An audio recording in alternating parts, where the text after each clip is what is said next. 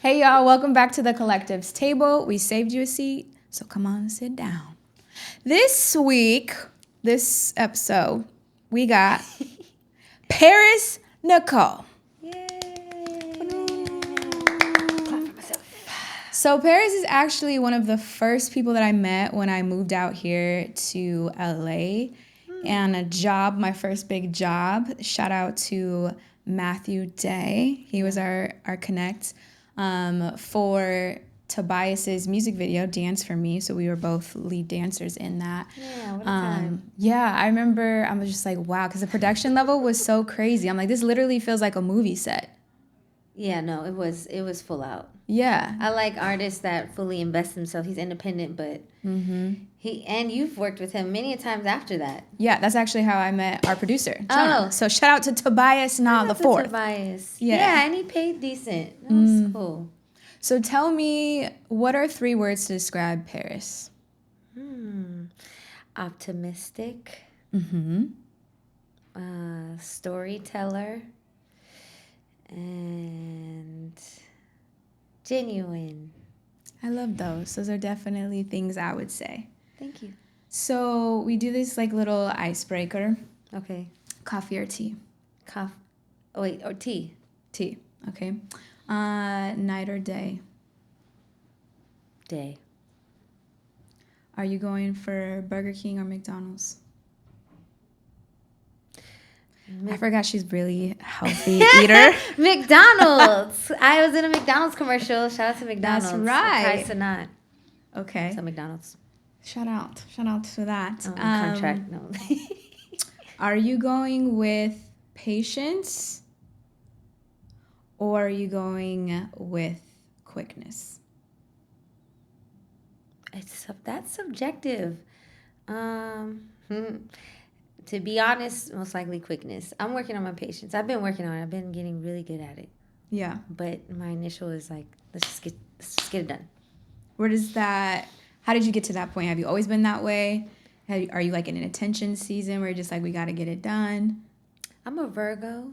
Mm-hmm. So, we like to get all the things done. And we don't like to wait on people to get it done. Yeah. So we're just like, I'm going to get it done. I'm going to do this. Okay, you know what? Let me figure it out. I love DIY.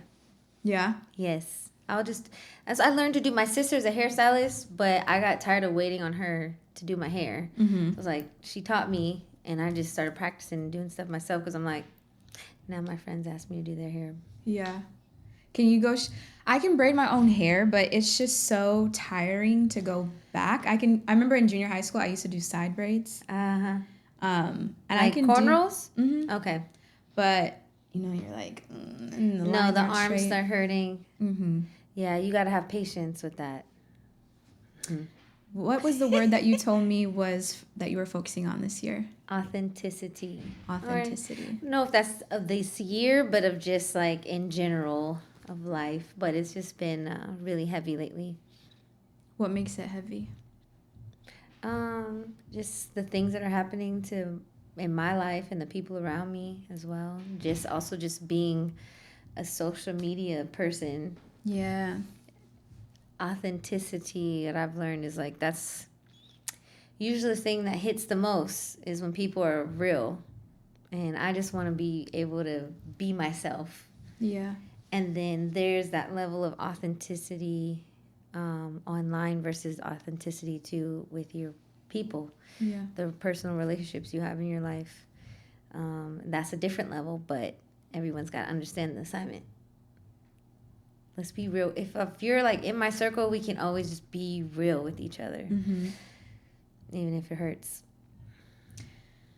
What has been an opportunity that you'd be willing to share where that was needed?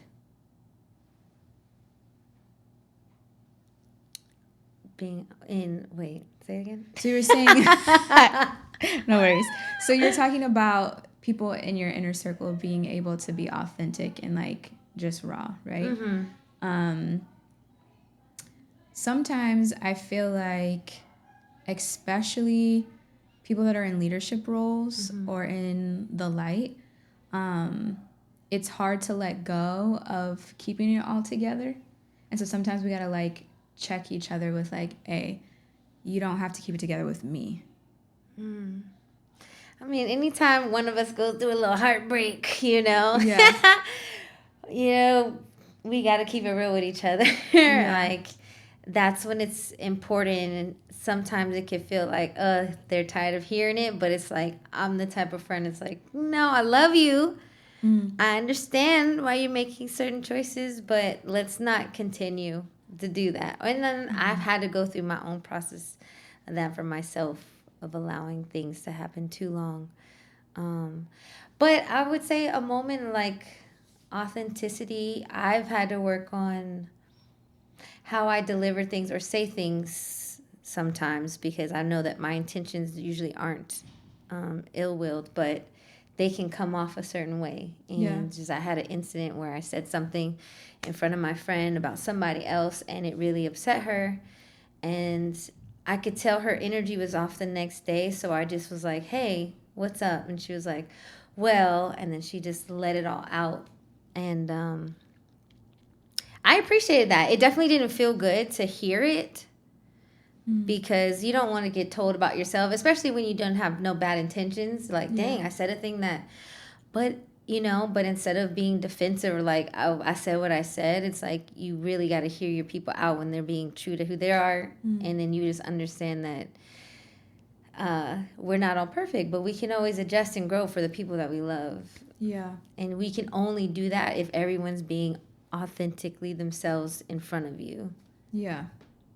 That's so important, because I think that's actually something that I feel like I'm having the opportunity to practice in this season is, well, I wouldn't necessarily say I'm being corrected, but just the idea of not taking things personal. Like, have you ever read The Four Agreements? Yes, that's Okay. a book that everyone needs to read every year, because as you change and evolve, each agreement means something different. Yeah. This is my second time reading it because of the things that started to come up, and I'm like, all right, I feel like I need to come back to this. And so that idea of like not taking things personal. Yeah.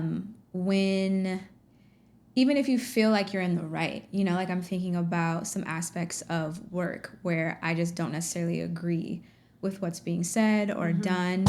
And I feel like God has just been showing me where I have room to improve on that skill of like, if you can't hold yourself together in this aspect and this is where you want to go, you're not going to be able to hold your composure up here, because it's going to be 10 times more extreme. Yeah. And I feel like us being in the entertainment industry, who was I just talking to about that?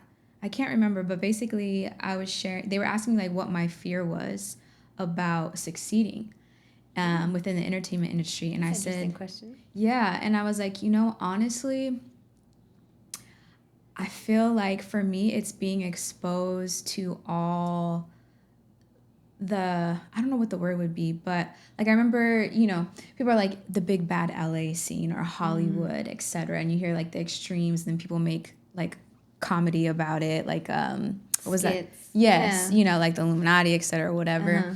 And you just think that's so far fetched. Yeah. And I feel like the closer I've gotten into certain spaces, I'm thankful that I haven't You're protected. experienced anything like that. Way. But I hear more things. And when you start hearing people say the same things, you're like, oh, this is real. Girl, the Diddy trial? I just watched something today about all of the stuff that was said and how people were coming out. And I was just like, you know what? I'm glad a lot of things are being exposed right now, because I feel like bad people should be scared to be bad now. Yeah. Like, let's just be good people.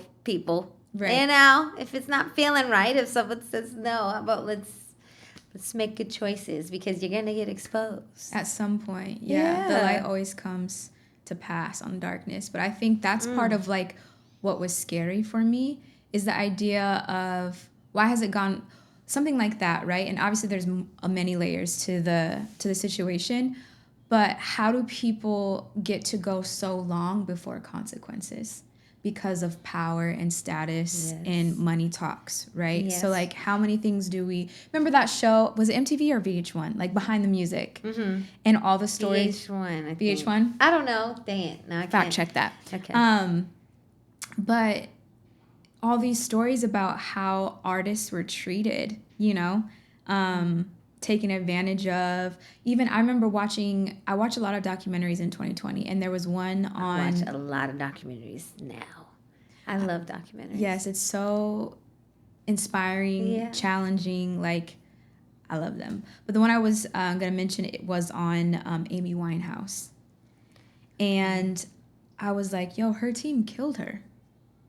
Like, obviously, like, not in the aspect like they murdered her, but they knew what she was going through and struggling, and they still forced her to be a product versus a person.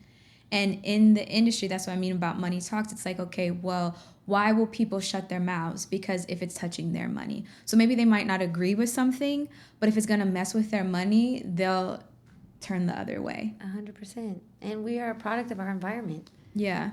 You start to normalize stuff like that once you start saying it all the time or justifying, like, he's just a freak, you know, it's nothing wrong. But I do think times are way different. I think people got away with it for so long because there wasn't so much social media and footage that was getting put out there. Because if it was like that now, I don't know if it would have lasted that long. You know what? Something that just dawned on me too is when you're talking about your inner circle and authenticity, and having that room to let people check you in love. Because I was listening to something about the trial where Diddy showcased understanding awareness that he had a problem and seeking help, like wanting spiritual guidance, etc. And so why I'm bringing that up is I would bet that if more people would allow their inner circle to be raw and have that accountability, that's a big point. Then we wouldn't stay so long in the darkness. You know what I mean? Like, I've heard so many stories, and again, I don't know all the details, but a lot of people were afraid of Diddy. So how many people could really have the conversation that you said where somebody you love was like, hey, I didn't really rock with how you said that. Exactly. They would have been cussed out and thrown out. The cheesecake. Go walk. How many miles? It was like I don't even 5 remember. miles. I don't know. It was crazy. Yeah. But that's why I'm grateful to have a circle that I trust that, it's like I have this awareness. I'm not perfect. I'm always got room to grow. Yeah. And I never want to intentionally hurt the people that I love to be around. Right. Why would you do that? Yeah.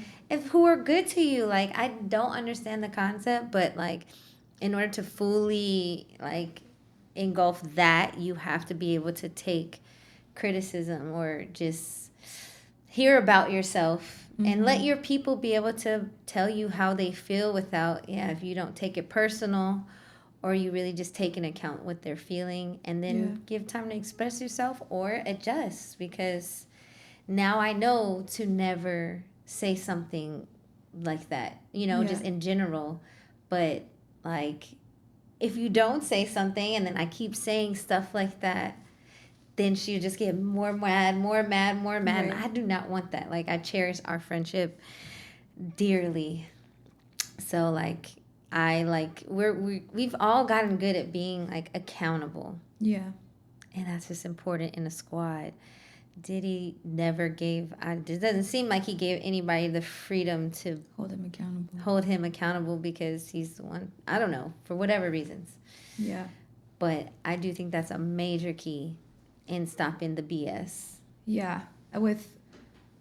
If you want longevity in whatever you're doing without the weight of guilt and shame and consequences coming your way, I think it's imperative to incorporate that in your strategy. Like, who's on my team that I know is not going to be just a yes man? Like, you need important. It's a variety of people. It's very crucial to your mental health and your financial wealth. Because a lot of those people will, be yes men and then just really want you for all your money. Yeah. And then don't really got your back because they be snitching always. Like, when people get caught up. yeah, that's what I was saying. Like, the common threads in what I was seeing on the documentaries or whatever, like, Elvis's dad is the one who screwed him on the money. You know, like, how many Beyonce had to fire her dad. Like, Right. it's blurry lines. It is. Has there ever been somebody you've had to let go in order to move more in where you're at now, as far as like people close to you? Yeah, every time. Yeah. Every time I level up, God reveals somebody or Yeah. something to me. And it hurts, but also it does bring a level of peace. It's like not everybody could come with you. Yeah. And once you see something, and sometimes the people closest to you, you just like brush it off for a long time.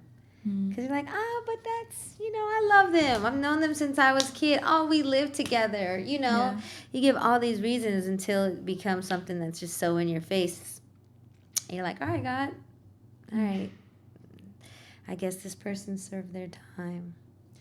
You know what? That's that phrase is something that came up in a conversation that I think is important and something that I had. Well, I was gonna say I had to learn, but I really don't think my scenario called for that. But the type of conversation in not having to villainize somebody in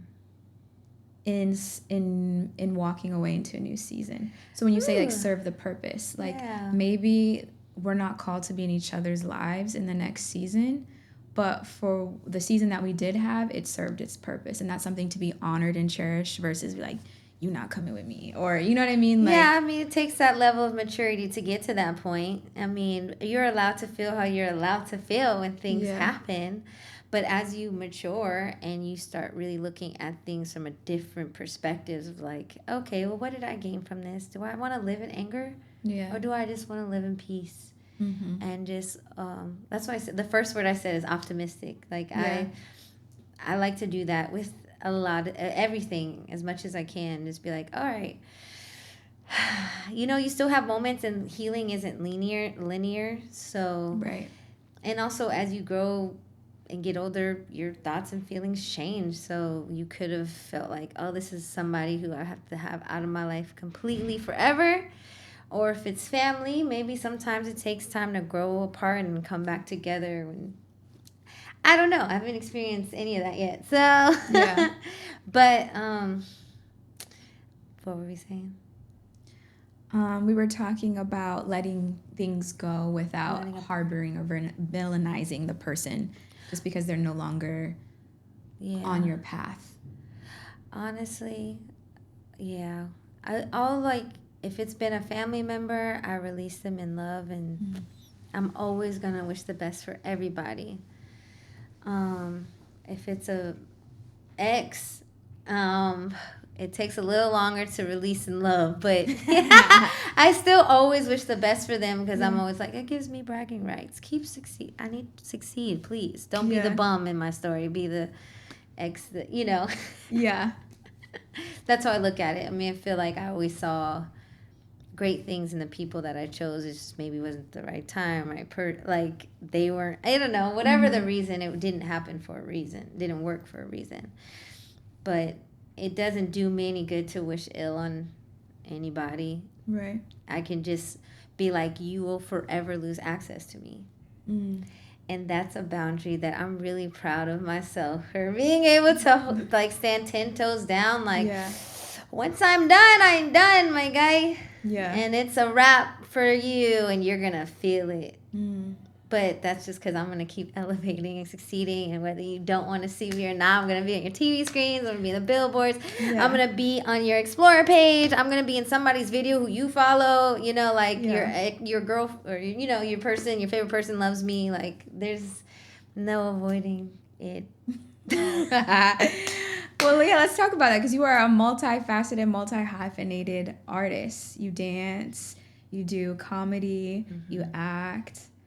Like, what has that process been like for you? Where did your main focus start, and then how did you kind of branch out?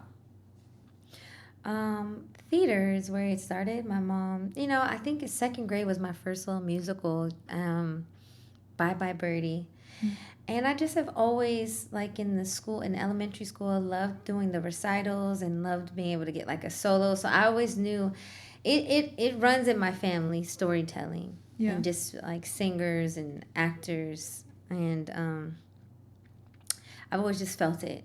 And then I try to do stuff like I did my first background job in elementary school too on the Parkers. Oh wow, that was actually the first celebrity I saw when I moved here was Really? Professor Ogilvy at CBS, girl, on Vineland. That's hilarious. Yes, I know him. Uh, Yeah, I know him. But yeah, it started from that to then like in middle school, I started going to a performing arts school called Amazing Grace Conservatory in LA, run by Wendy Raquel Robinson.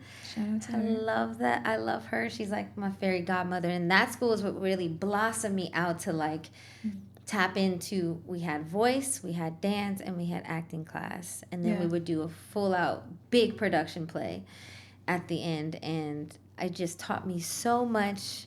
And that's where I did my first hosting. Like I was a host of like one of the summer shows. And I just remember that first time getting like a bunch of laughs and claps off of something that I just did myself. Mm-hmm. And it was like a high that is like if you perform, Yeah. that high. So it's like that was that taste. And just to fast forward, I ended up being the original host of Disney Junior Dance Party on tour Hey. for 2 years. I, originated the role, did 200 shows, and I Wow. always feel like I look back at when I was in middle school and did my first little hosting thing and to like traveling the country. Mm-hmm. But then the pandemic happened, and I've always been pursuing like TV and film, Mm-hmm. but it's just a harder thing to get into besides commercials. I was like I'm very commercial, so God has blessed me with some good ones. But So you've probably seen her face somewhere, as she mentioned. McDonald's, Amazon, Sprite, Caesars. Okay. Bam.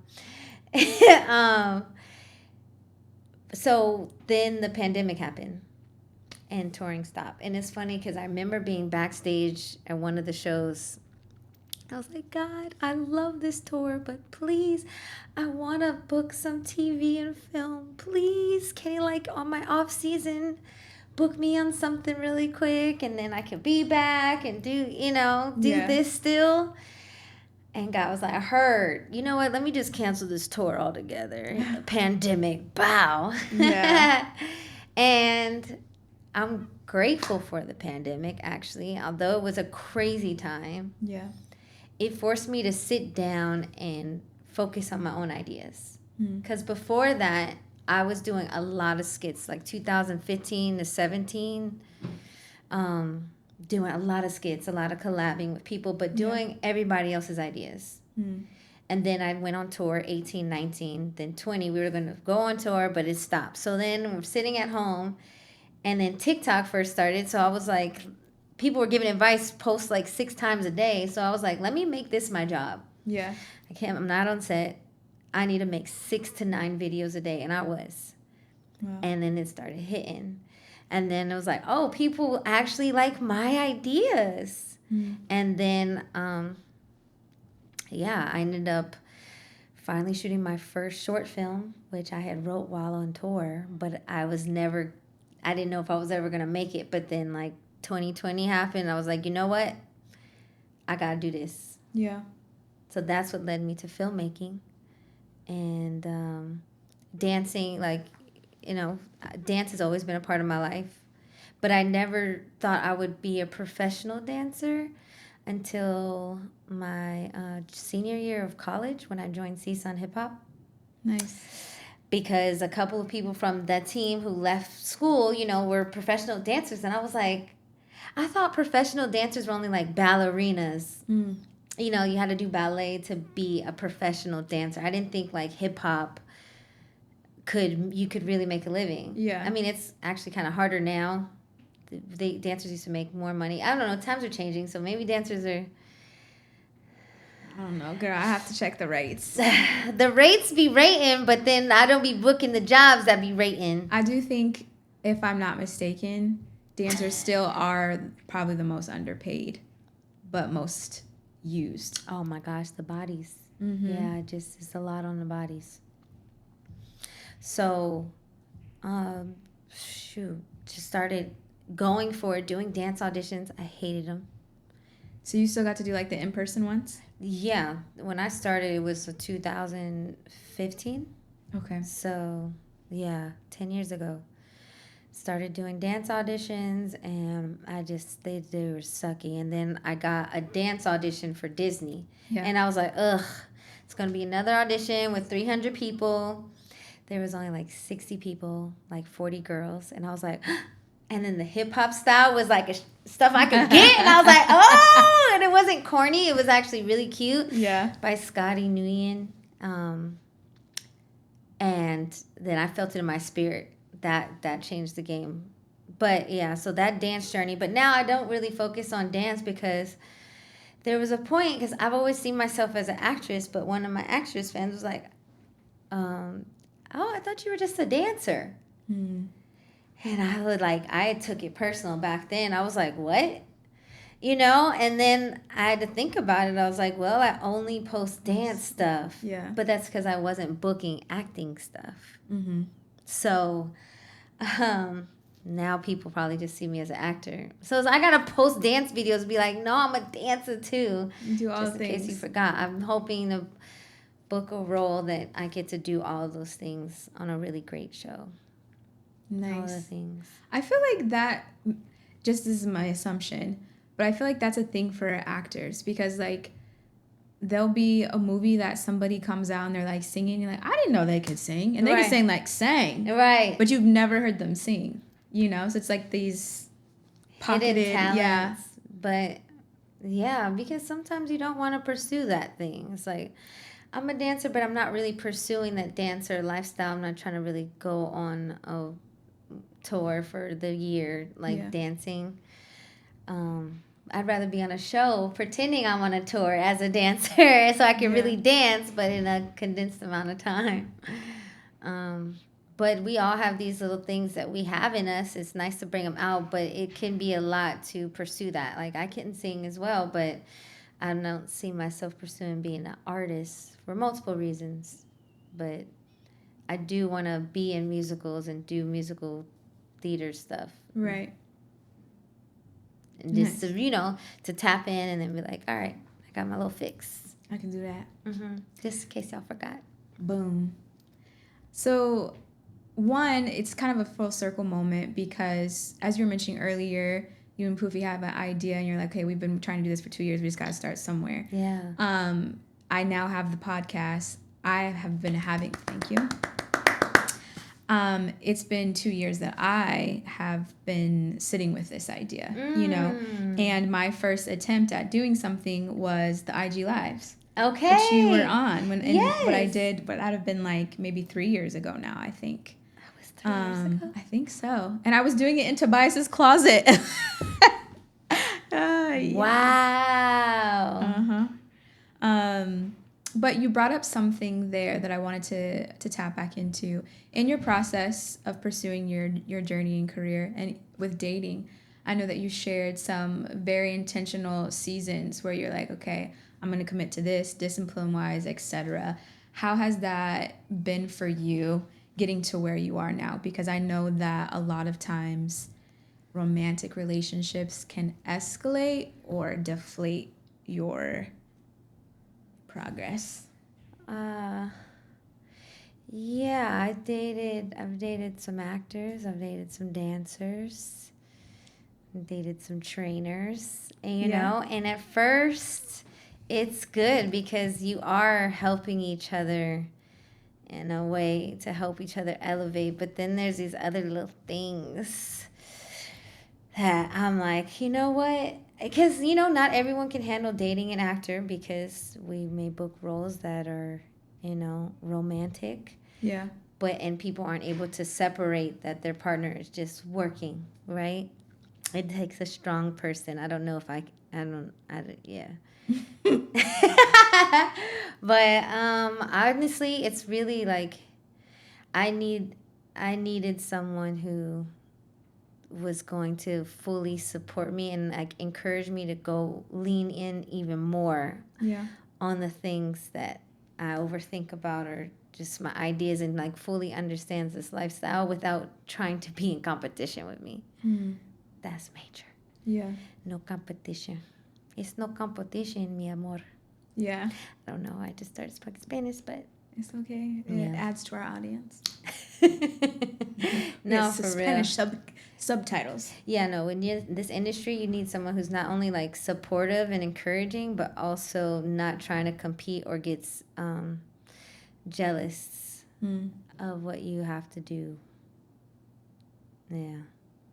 It takes a special type of person to deal with like Yeah. someone who has to post all the time and So how is that for you? Is it frustrating? Do you feel like you're still figuring it out, or?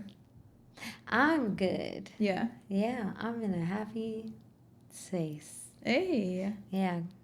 I think it's important, because I really appreciated you sharing like where you were at that time and especially considering the culture that we live in now. I don't even remember what I said at that time.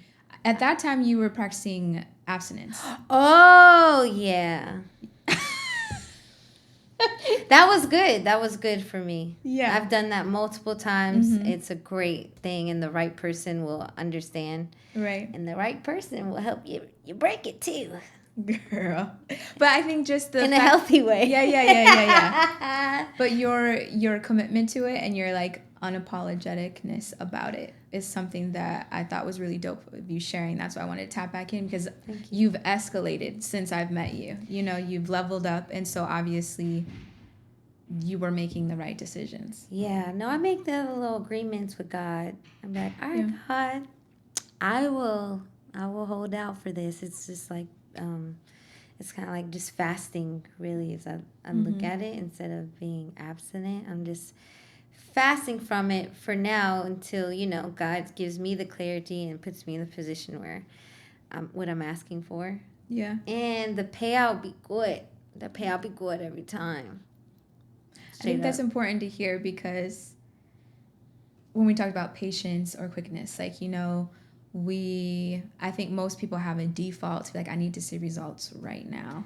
Yeah, and it's not easy, right? Especially because our bodies, be feeling things. But it's like standing firm in your boundary. It's never really supposed to be easy, but once you kind of get over that hump of hardness, like you're really proud of yourself. And you'll see how it affects a lot of other things in your life. So,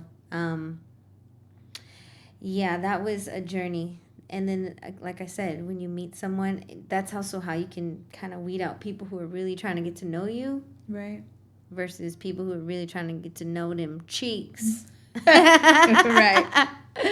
Yeah, because it'll weed out the people over time. Not everyone can handle it, but if they don't really truly understand the intention and respect it, then they'll never be able to last. Right. So then it's about meeting someone who has strong faith in God, because that's what it was about. And that level of respect for God and the agreement you made with Him, that it's like, oh, I don't want to break that. Right. But I'm here when you're ready. Hey, you heard that? Whoever you is. What is something that you'd be willing to share of you really trusting God and Him showing up? So whether that was like, I'm going to step out in this area even though I'm scared, I'm afraid, or whatever. Something like that. I would say my longest stint of abstinence was like a 2.5 year situation. And there were times, now I'm not gonna lie, head didn't count sometimes. Okay. She's honest, she's authentic. I'm authentic, but no insertion of anything. Okay. Sorry if that's too graphic You're for your good. You're good. You're good. podcast. I'm We sorry. keep it real on the cast. But I remember having a moment like I was crying to God, like, God, I can't hold out. Like, I'm never gonna find somebody who can like handle it, because in those years I was like talking to people, but then eventually they fell off because they wanted a little bit more, and I didn't want to give that. So I just had a moment of crying to God, like I give up, and then I'm just like, I don't know, I sucked it out, I let it out, and then I was like, okay, I'm fine. And then I was like, this payout better be good, because when I was 27, God told me I needed to hold out till I was 30, and I was like, 3 years, and I lasted a bit, then I gave in and I reaped the consequences. And so then I went back on it, and then I gave in, and then I reaped the consequences. And then it's like the last little spout, it was like my 30th came, and then I booked the biggest commercial of my career. So I was proud of myself for holding it for that long. And also at the same time, me stepping on faith, I needed a place to stay, and my homegirl was like subleasing her apartment in Hollywood. Yeah. And it was way out of my budget. But I was like, God, I trust you. Like, I need to move. So I'm just going to spend all of my savings to freaking live here for however many months. And that was also like me trusting God. And that's when I booked the Sprite. I booked Sprite and Native national commercials the same, like a few days apart. Like I shot them back to back, like one day after the next. Oh, wow. So it was like a double whammy from God. Yeah. Around my birthday in September. So yeah, it was like my birthday gift, my 30th birthday gift from God. And I feel like it's because I stepped out on faith to move into something out of my budget, and God provided like the funds. So I didn't have to deplete my savings, and then also me staying true to like keeping my legs closed. Yeah. Thank you for being so open and honest about that, because I think it's really important to have more conversations like that, especially as women. And I think what's beautiful is hearing, and it's making me emotional because I think as believers, I think that's our coffee. That's crazy. Not in the middle of tears. Oh no. It's okay. Look at that. Authentic moments. Right. It's gonna be real good coffee too. God is the best author. He has a good sense of humor. Get you. You can just put it there. Yeah, it's fine. What I heard you say is that God asked something of you that you felt was going to be hard. And it was. And it was, and you didn't do exactly to the T what was asked of you. And yet he still blessed you because you genuinely were your heart was in the right place to honor God in that aspect. And I think what I was going to say is that sometimes as believers, we can get so caught up in checking all of the boxes and a genuine desire to want to be better, but to a point where it can allow us to be stagnant or let shame and guilt hinder you from believing and receiving love and blessings, you know? And what I'm not saying is that I think that we should just do whatever we want, you know?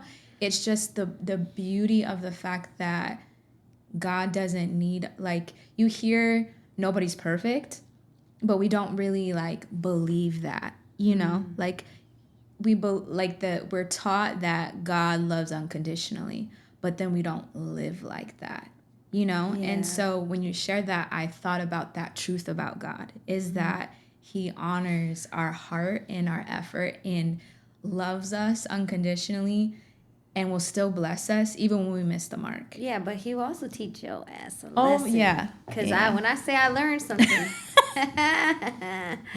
yeah, that's what brought me back on track. I was like, all right, God, I'm sorry. Yeah. My bad. My bad. I heard. I'm going to go back. I'm chill. Yeah. You learn the hard way every time. Every time. But with God's grace, I say all the time, God loves me so much. Yeah. God loves me so much. And everything I need to know will be revealed to me. I don't have to really go looking. Mm. Yeah. So everything that happens is for a reason. We can pay attention or not. But like, if you don't listen to the signs, God will just keep giving you more and more lessons that get worse and worse and worse. So I've learned that as a pattern, and I'm like, all right, okay, God, all right, I don't need to get no worse than this. I'm gonna listen. Is there anything that you feel open to sharing? Of an example of like, all right, this is a wide open. I can't ignore this anymore. Mm, I can't. I don't know. I don't know if I want to share. Yeah, that's no problem. Yeah. I think of my last relationship of having such a tug of war of in every sense of the word. And I remember his friend had invited us to his church, and I had prayed while we were sitting together in the pew, like, God, like, if I need to make a move, like, help me out, you know? I'm not even kidding you. The next day, I'm at IKEA. It's a very much longer story, but I am shopping, okay, for his soon-to-be daughter's crib, and Why? It's a long story. This is a Okay. short version. Okay. This is a short version. His soon to be. Okay. Yeah. That's, And I get a text message, and long story short, the truth comes out about what his character really was, you know? And I remember having anger but peace, because it was like I prayed for the truth and the light and for a way. And so I'm like, obviously this sucks and this hurts, but it's an answered prayer. And so I get to choose how to move forward, you know? And so when you were saying that's what I thought about, and why it is important to listen, because I think that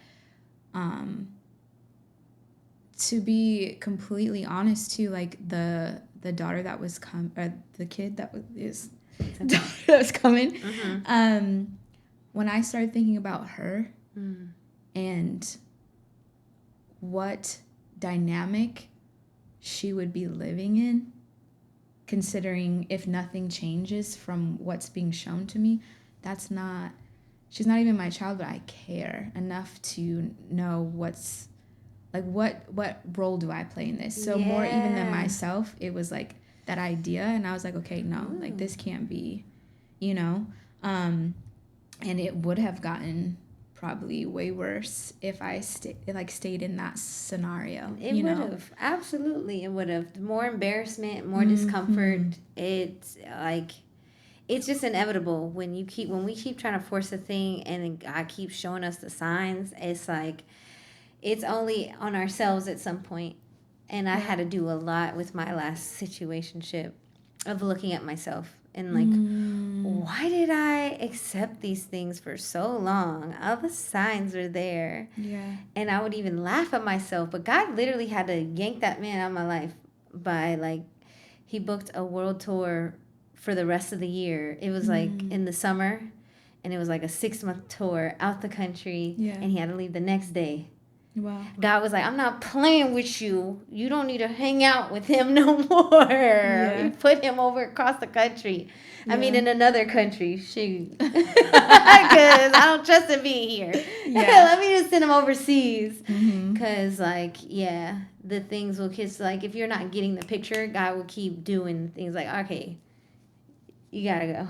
Yeah. Gotta go. She's got to go. Whoever it is will really remove you. But then it's like, when you fully stand firm in boundaries and you're able to really analyze who you are and how you are without this toxic person, then you're like, oh wow, dang, I'm goofy. Why did I?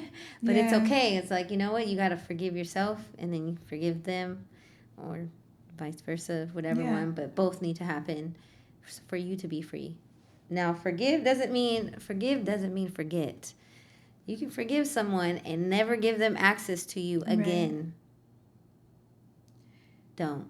But I think it's Okay, every case is different, but right. I'm once you've done enough and I'm able to be like process like, oh dang, that was a lot that happened. You know Yeah. what? I'm cool. We're not allowing any that's even tried to come near me Yeah, that anymore. is important because there is, I'm trying to remember what that phrase is, but similar to what you said, forgiveness doesn't necessarily mean reconciliation in the aspect of you allowing this person back in your life like that.